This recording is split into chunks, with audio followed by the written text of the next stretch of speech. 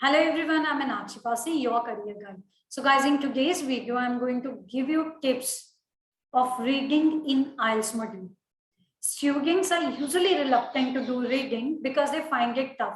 Maybe lack of understanding, maybe vocabulary, maybe the reading is in advanced level of English. This could be the reason. So students are finding it tough, especially when it comes to heading. Students are unable to find heading the appropriate answer. So in that case, they lose their scores. So guys, today I'm going to start giving you tips on the headings of IELTS reading. So before that, do subscribe our channel and I'll be telling you different steps which you can follow when you go for reading. So guys, without wasting time, let's start. So first of all, IELTS reading. It's one of the module, and total time, as you may know, it's 60 minutes and 40 questions are there. So you have to attempt all those 40 questions in 60 minutes. There are different task types which are asked, but we are going to focus on heading only.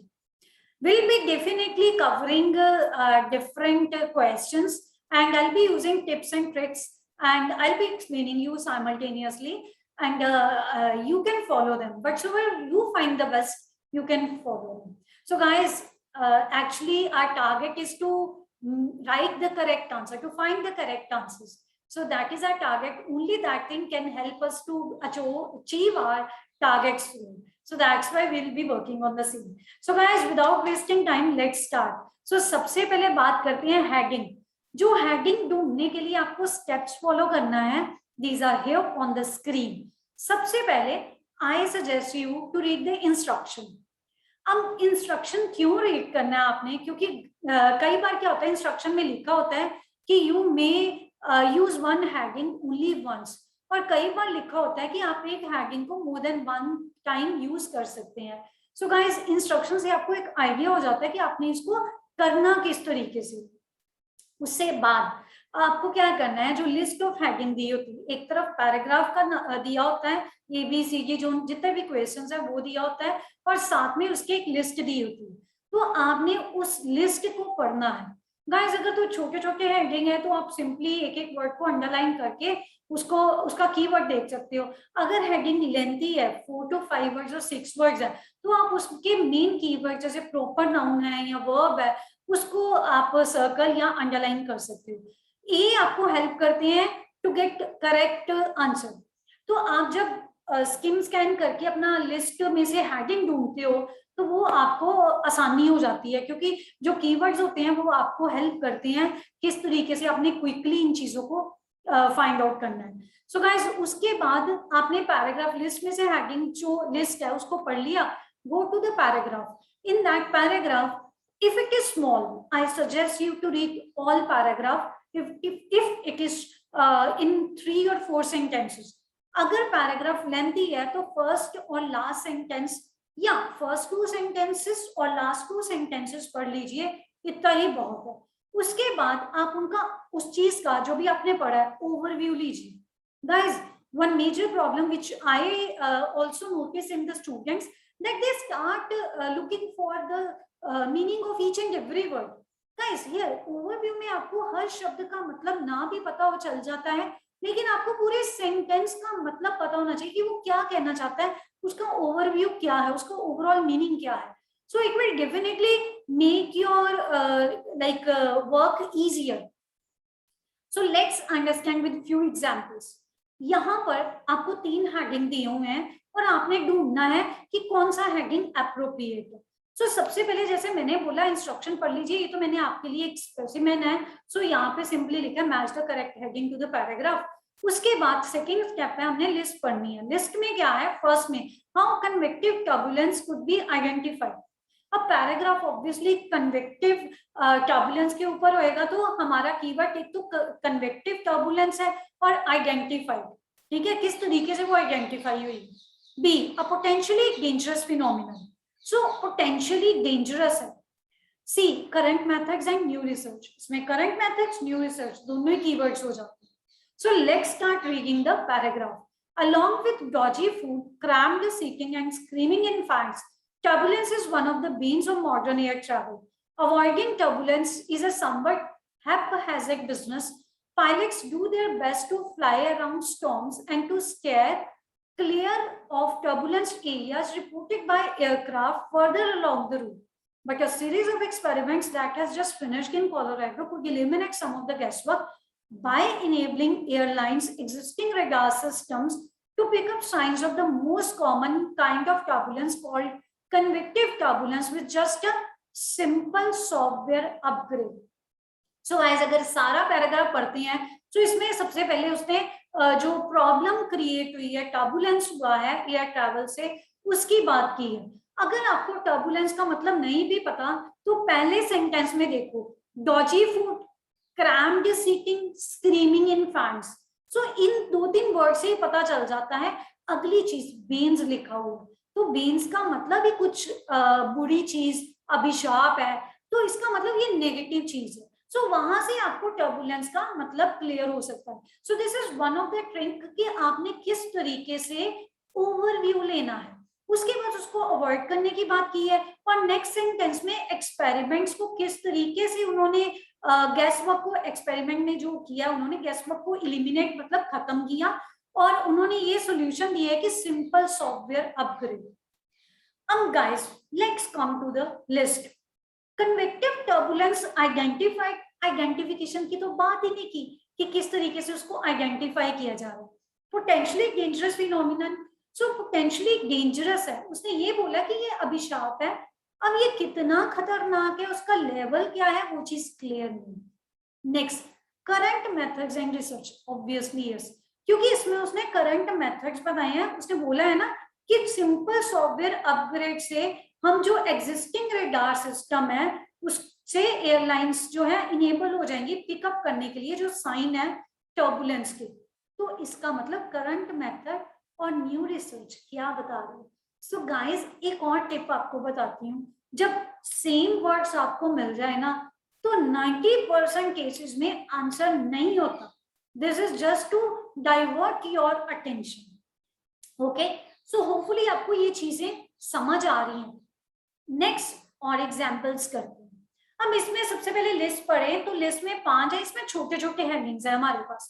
Town facilities, colonisation, urban divisions, architectural home styles, types of settlement. Okay, so यहाँ पर हम discuss करते हैं paragraph को लेके.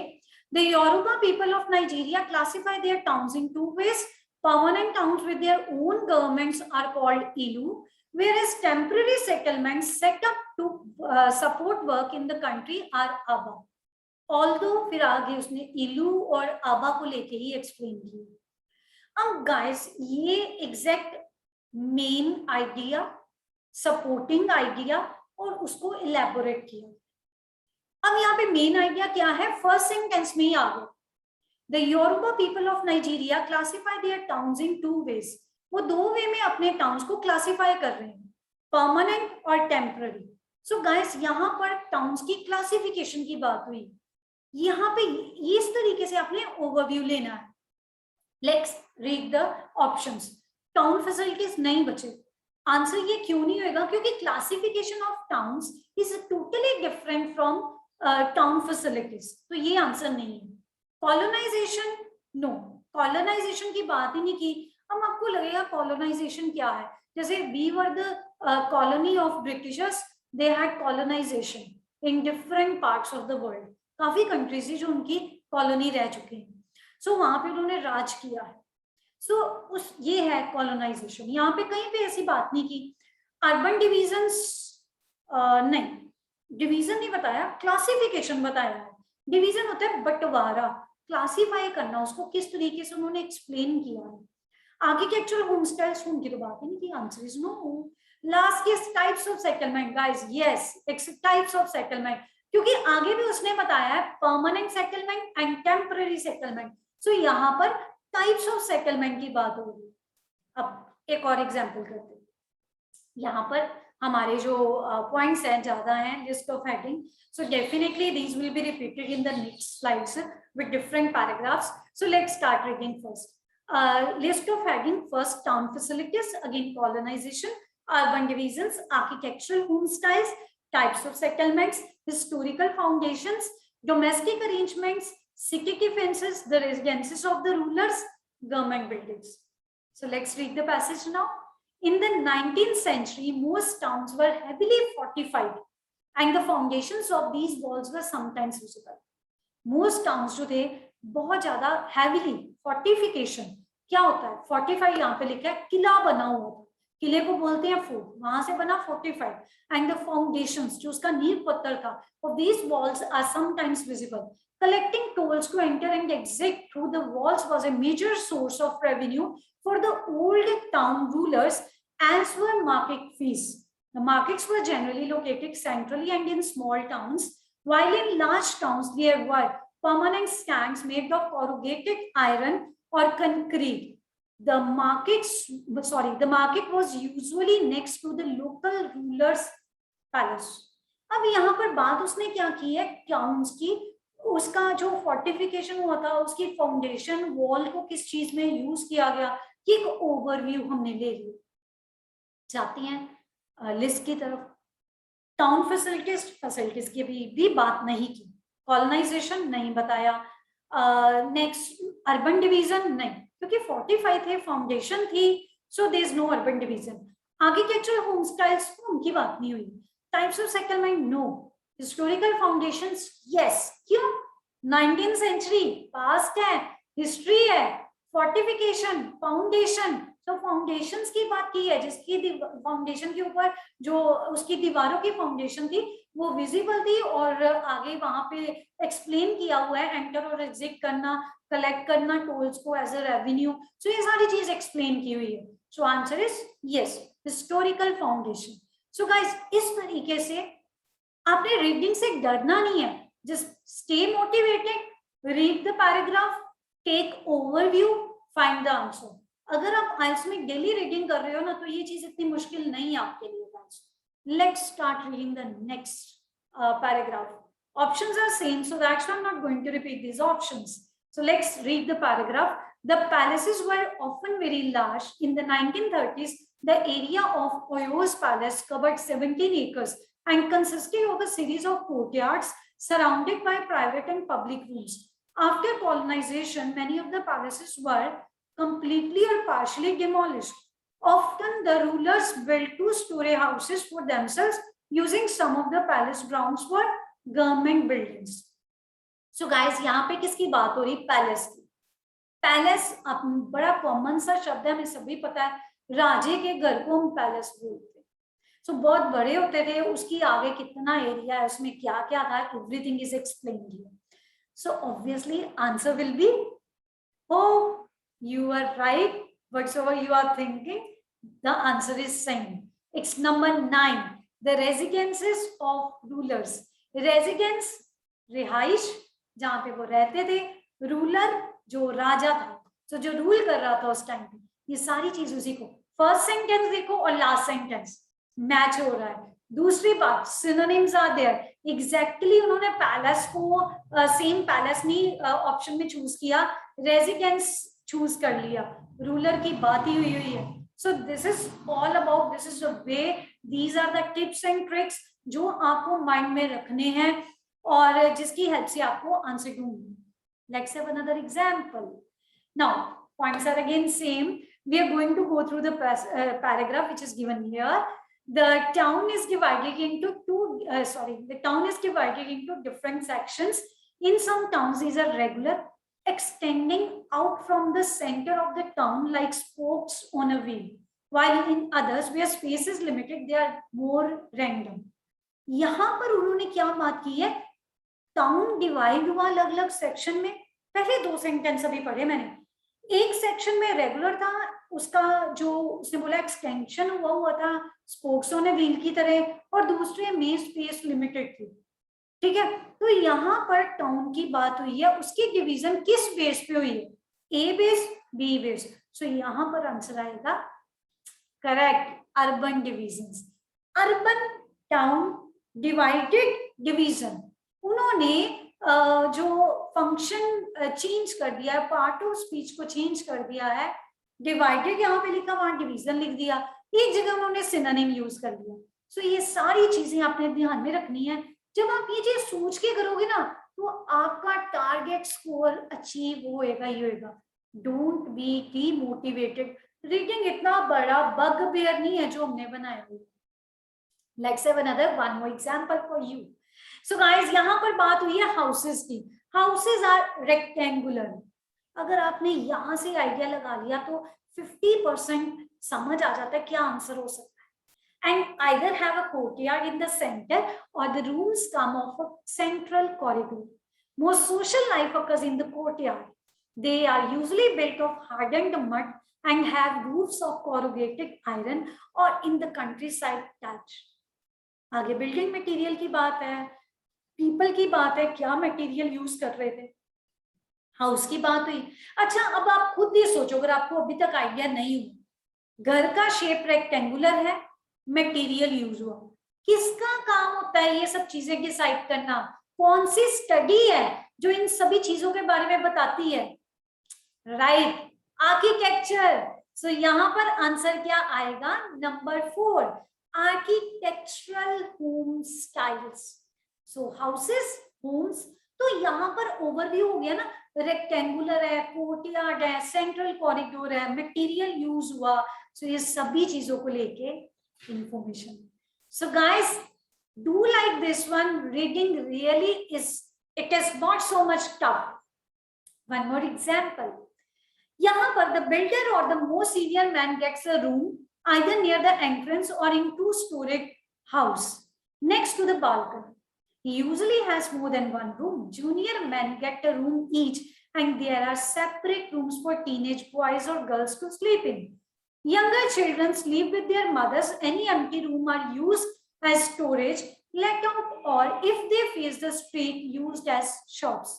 So guys, घर में किस तरीके से रूम्स का एलोकेशन हुआ है as per the seniority of the person. Obviously senior gets room near to the entrance और near to the balcony, next to the balcony, the place और the space for children, space for juniors, space for teenagers, empty room facing the street, obviously shop. So यहाँ पर बात किसकी हुई है? घर के अरेंजमेंट की। So guys, domestic arrangement. Same शब्द मत ढूंढना रीडिंग में, नहीं मिलेगा आंसर। 90% इनकरेक्ट होने के चांसेस, गलत होने के चांसेस है सेम वर्ड के साथ। तो कोई 10% exceptions are always there guys. So यहाँ पर घर की बात की गई है, अलग अलग स्टोरेज हाउस की बात की गई है, घर में क्या अरेंजमेंट, कैसे सीनियर को, जूनियर को, किस किस को क्या क्या अलोकेट किया गया। So these things have been discussed, that's why answer is domestic arrangement. So guys, this is all about tips and tricks of reading. अगला, one more example for you. मैं चाहती हूँ कि आपको ये वीडियो देख के प्रॉपर वे में समझ आ जाए, आपको कंफ्यूजन ना रहे। आप इसको 2 बार देखो, 3 बार देखो, प्रैक्टिस करो, जो भी आपके पास मटेरियल है, टिप्स ट्रिक्स को यूज करके इंप्लीमेंट करो। गाइस, रीडिंग में हेडिंग्स इतने टफ नहीं होते जितने हम कई बार समझ लेते हैं। Let's have the reading of the same paragraph, then will find the answer. पहली लाइन में बता दिया अमेनिटीज वेरी। अमेनिटीज क्या होता है? What is the synonym for amenities? You are right, it's facilities. Vary, वो वाला वेरी नहीं है जो बहुत वाला यूज करते हैं, VERY, it's VARY। Very means variation, बहुत ज्यादा, मतलब कुछ डिफरेंट है, कुछ चेंज है। सो अमेनिटीज वेरी कर रहे हैं। In some towns, most of the population uses communal water taps and only the rich have piped water. In others, piped water is more normal. So facility अलग-अलग हो गई ना, टाउन्स की facility है। So सोचो क्या आंसर आएगा, भी पूरा पैरा नहीं पढ़ा, आंसर क्लियर हो गया। Yes, you are right. It's number 1, town facilities.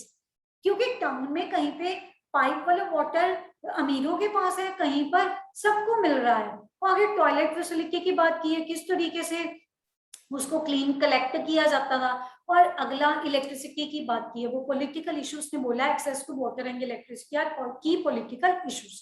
सो ये सारी क्या होती हैं बच्चे, आपको पता ही है, these are basic facilities provided to the residents of the area. So guys, its answer is town facilities. So यहाँ पर town facilities की बात हुई। So guys, this is all about heading. वो जो मैंने अलग अलग वे में 2-3 मेथड्स आपको बताए हैं, एक आपको क्लियर किया है किस तरीके से आपने ओवरव्यू लेना है। So hope it is clear to you. Hope this video is going to be very beneficial for you. So if you face problem in reading in any sort of task type, we are here to help you. You can ask us on this YouTube channel.